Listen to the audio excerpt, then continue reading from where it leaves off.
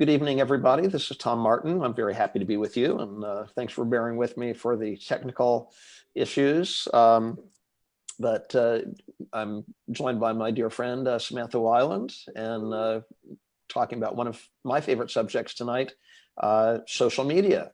You know, I've been in the public relations field for about 15 years now, and a television news producer before that for many years.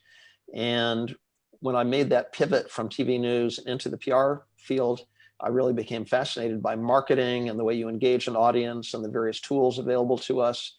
When I was leaving one of the PR firms I worked for about 15 years ago, one of my colleagues said, you know, I wish it was just like the old days. You write a newspaper style article, you have friends in the newspapers, they drop it in, you're done.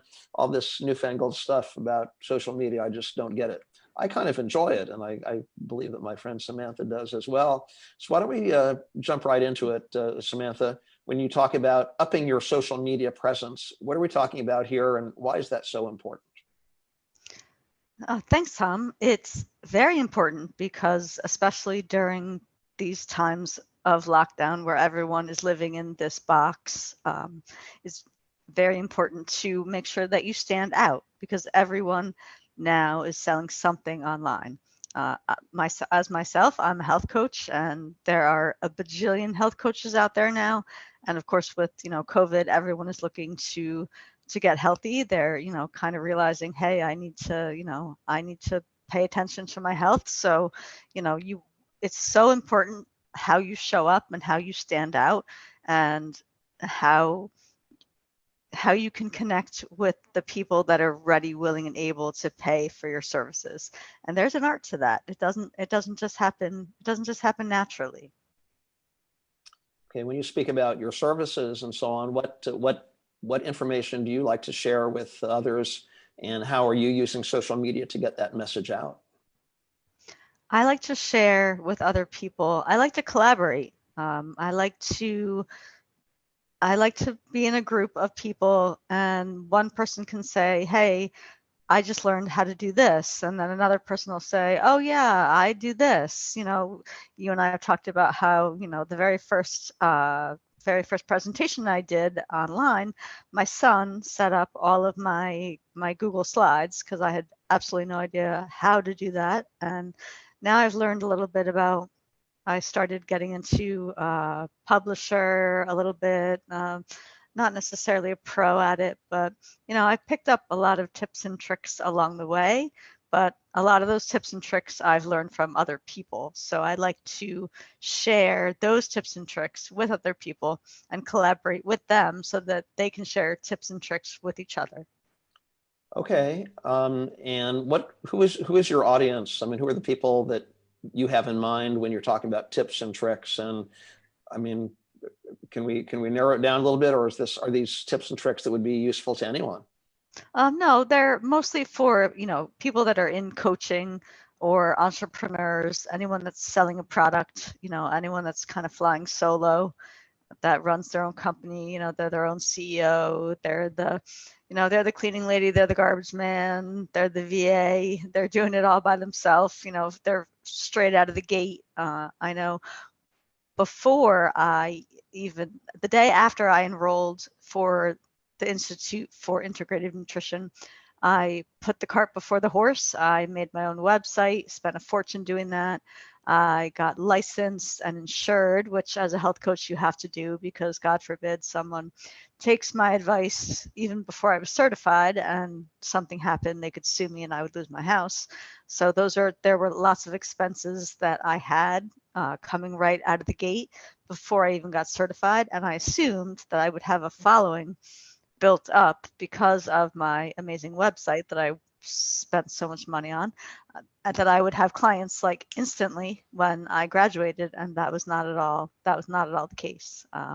They say it takes money to make money, but that's not necessarily true. There's lots of free resources that you can use to get your message out there and attract your target market or sell your product without getting in over your head.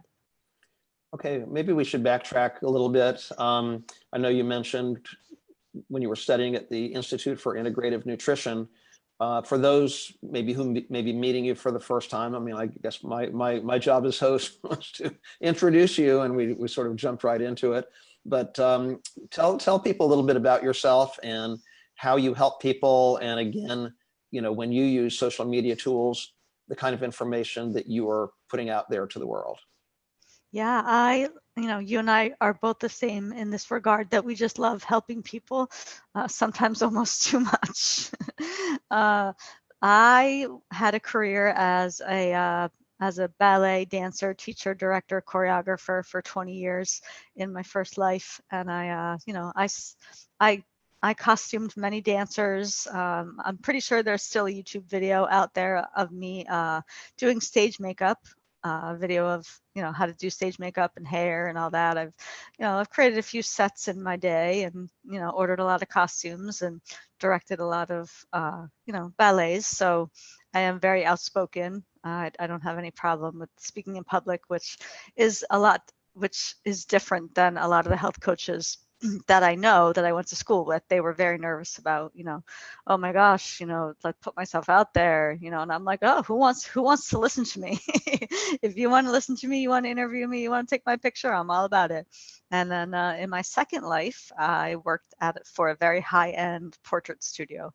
And I worked with my clients hand in hand all across the United States to create their perfect portrait, in terms of the right clothing, the right background, the right hair, the right makeup, the right look. And I was very successful doing that for 9 years. So those two things kind of, came together and, made me really want to give that knowledge to other people to help them really scale up their business, to really stand out and take it to the next level. Okay. So in terms of you wanted to be helpful to people and help them scale up, it doesn't have to be people in the ballet or arts. It doesn't have to be people in health coaching, but I assume those audiences would benefit from this too, but perhaps everyone, right? I mean, I think it's anyone that really wants to level up in their business, that wants to have a strong online presence. Some people are not comfortable on social media, and that's fine. But if you want to be, kind of featured on social media, you don't want to get lost in the shuffle. You don't want to miss out on the trends. You don't want to get left behind. I think you need to kind of jump on the bandwagon. You need to be on that, you don't want the train to leave without you. Okay. And so maybe a good way to get into this conversation is to, give a couple examples. I know that social media is changing all the time. I mean, I remember, what was it, like 10, 12 years ago, MySpace, and, remember when LinkedIn was young and when YouTube was first starting out and all that. Now people are talking about, right, Instagram and TikTok, to name two. But what are and I know before we went on the air here, so to speak, you were telling me about some really great posts that you've done that attracted a really big numbers. And it seems to me that any business owner, any coach, any expert could really benefit from attracting that many people also. So why don't you give us some examples of what's possible? Yeah, I'll tell a funny story about our friend Araya. So I was on a call with her because I became friends with her through you and your amazing group, which we can talk about later. And I told her about my private Facebook group, and I said, I don't understand. I'm not getting any engagement, and like, I'm just not getting any feedback. No one's saying anything. And she said, well, what's the name of your Facebook group? And I said, Ditch Digestive Distress to Live Your Best Life. And she said, Samantha, that's like buymyshit.com. Like, no one cares. It's boring. People don't want to talk about digestive issues. They don't want to hear about medical stuff.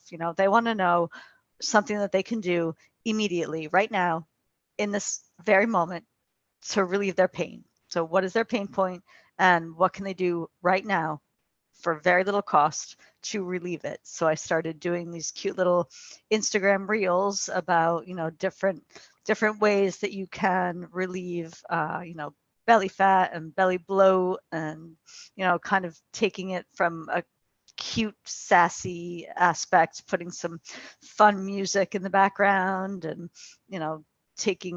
doing Facebook Lives, walking my dog, and, just kind of giving away all of my best information for free in like under 3 minutes. And things that people could do like right now. And Okay. that has been pretty successful for me, I think. Great. So in terms of like one tip or one nugget or something like that, is that what you're talking about? Hmm. Yeah, and I'm still really upset about I did an Instagram reel this morning about my pickles because I am obsessed with pickles, and fermented foods are amazing for any kind of, gas, bloating, heartburn, belly fat, belly bloat, call it what you want, burping. And because the fermented foods actually help with that. So I did an Instagram reel with my pickles and this really cool song that I thought was awesome. Like, I love this, I love this, I love this. And I didn't get that many views, so I was pretty mad. But the Instagram reel I did of my breakfast, and I think you had said that I have a very photogenic breakfast apparently, because that got like over 1,000 views. I may not necessarily, I don't think that's necessarily where I'm going to get clients, but it's about the exposure. It's about, you have beating the algorithms. Right now Instagram is using Reels to compete with TikTok. I call it, Instagram for grown-ups, but there are some people on TikTok that are giving away a lot of valuable information. But my son made me swear that I would never go on TikTok. So It's funny. Yes, I for entertainment value, I'll flip on TikTok every now and then, and it's like the dance routines are amazing, and there is some great classic rock and roll. And I definitely I often see, moms. I'm a mom. Oh, my teenage daughter is so embarrassed or whatever. It's pretty amusing.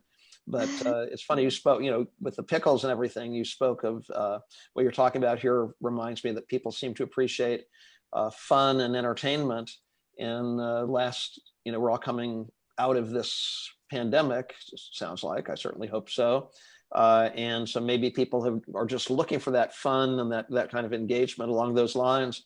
I remember it was probably last August. I have a friend who's a jazz pianist, my friend Judy Carmichael, and she couldn't do any concerts. I think maybe she played, virtually, so it was transmitted that way. But for the most part, there were no concerts, no live performances. And she came up with a really fun idea of talking to little stuffed animals. It's like, oh, Guillermo, we must stop meeting like this. It's like, are you kidding me? She got huge numbers. So maybe do you think that fun and being entertaining is part of the secret? I do. I used to work when I was in my ballet career, I worked for a wonderful gentleman who came up with this wonderful program called Entercation. You're entertaining the dancers while you're educating them because it's fun. And you're not, in terms of ballet, you're not using all the technical ballet terms. You're calling it fun things like, oh, this is our pizza. This is how we roll our pizza, and different things like that. And the kids just loved it. So, and adults aren't really that much different than kids. Mm-hmm. Sure. So tell us about some of the tools you use. I'd love to also hear what your advice might be to people. If they're a coach or they are an expert in a field, do they need to create a timeline? Do they need to pick and choose which of the social media tools they use? I mean, give us a sense of direction where people might go, who may be watching this interview. And also you can certainly speak about how people might work with you directly. Sure.